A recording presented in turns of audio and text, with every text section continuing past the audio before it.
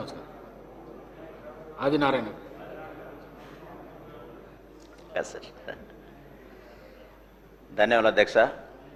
ఈరోజు ఒక బృహత్తరమైనటువంటి కార్యక్రమానికి నాంది పలుకుతూ ఈ అసెంబ్లీ వేదిక సాక్షిగా ఎందరెందరో అవయ మార్పిడి చేసుకోవాలనే ఆలోచనతో కలిగినటువంటి ఎంతో నిరుపేదలకు ఈరోజు ఆశ్రయం కలిగే విధంగా ఈరోజు ఒక గొప్ప చట్టాన్ని రూపకల్పన చేసినందుకు తమరి ద్వారా ఆరోగ్య శాఖ మంత్రి గారికి ప్రత్యేకంగా ధన్యవాదాలు తెలియజేస్తా ఉన్నాను సార్.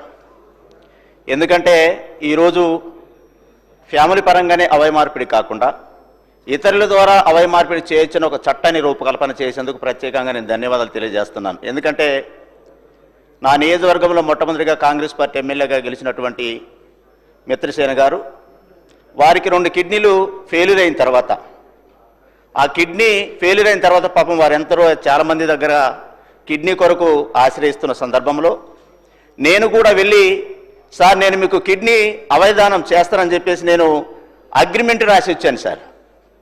ఎందుకంటే నాకు మంచి అభిమాని, నా నియోజకవర్గంలో మొదటిగా కాంగ్రెస్ పార్టీ ఎమ్మెల్యేగా ఉన్నారు. నేను కూడా ఉపాధ్యాయ వృత్తులు ఉన్నప్పుడు వారింట్లో 9 ఏళ్ళు ఉన్నాను.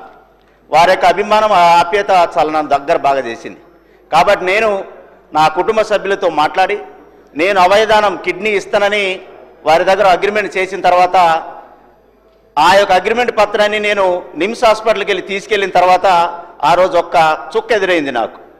సార్ మీరు అవయదానం కిడ్నీ డొనేట్ చేస్తున్నారు కానీ మీరు ఇవ్వడానికి మీకు అర్హత లేదు, ఎందుకంటే ఒక ఫ్యామిలీ మెంబర్గా మాత్రానికే అర్హత ఉంది తప్ప ఇతరులు ఇవ్వడానికి అర్హత లేదని రిజెక్ట్ చేశారు సార్.